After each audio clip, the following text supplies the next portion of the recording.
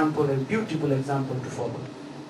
We as a Muslim now, if we ask ourselves that are we able to prove with our quality that we have that somehow we fit with the quality of the Prophet ﷺ? Are we have that ability to go through and prove to the people that we have acquainted the quality to being an influential person in the society or in the nation or in the globe? What quality do we possess? How much we are following the quality that was possessed by our Prophet ﷺ? So it has to be a question asked by ourselves. Maybe we have failed, maybe we are not trying, but still there is a chance that we should go back to the origin of Islam and see through that why not we still armed ourselves with the materials that we have present today. So George Bernard Shaw, another man in history, George Bernard Shaw, many of us know, a man in England. He got Nobel Prize in Literature in 1925, and he wrote volumes of books in Islam, about Islam. One of the books is most famous and popular is The Genuine Islam. It has got volume 1 to volume 8. So in the first volume, George Bernard Shaw, he says that if any man in history, at the present time today, that if we wanted to give the dictatorship, being a leader of the world at the present time, that there will not be any single man except Muhammad Sallallahu Alaihi Wasallam, the Prophet of Islam. If he would be given the dictatorship of this modern world, he would surely have succeeded on bringing much more peace and happiness, which is a great demand in the present society. Being an expert, he says that the dictatorship of the modern world means the leadership of the modern world should be given to a person like Prophet Muhammad Sallallahu Alaihi Wasallam. Why? If he does not deal with the secular world, how he can be given a dictatorship? Because leadership is a quality of the secular world. So Islam teaches us how to balance with the secular world. And the example, the best example that we Muslim can equip, or any individual can equip today, is the example of the last and final messenger, Prophet Muhammad, peace be upon him. So,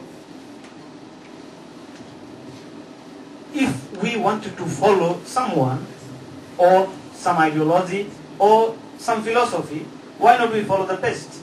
We can ask ourselves, why not we follow the best?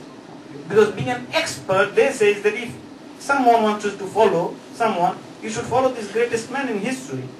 If someone wants to select a leader, we must select a leader like him.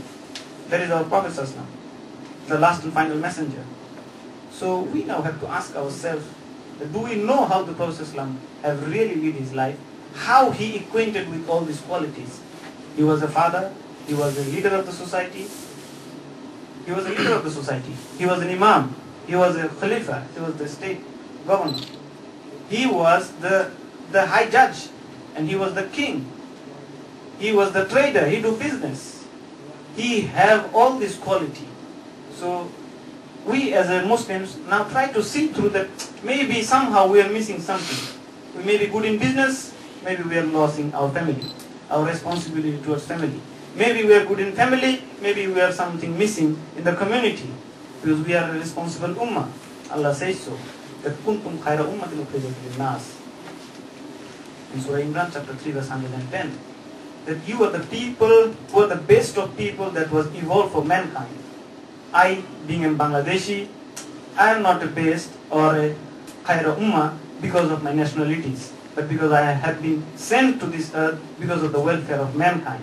Allah says, ukhrijat lin-nas, because you have been sent for the welfare of mankind. Not for yourself, not for your own community, but for the welfare of mankind. Whatever part you live, either you are from Middle East, Arabs, or you are from England or America, Allah says, ukhrijat lin-nas, you are sent for the welfare of mankind. Why? What is the reason Allah has given us this noble honor, being an khayra ummah? The same verse, it gives us the reasons. That ta'amuruna bil ma'ruf wa tanhauna 'anil munkar wa tu'minuna billah. That you enjoyed what is good, and the good things has been given to us, and you forbid what is wrong. For these reasons, if we practice and if we tell others to practice what is good, then we are entitled to call the khayra ummah.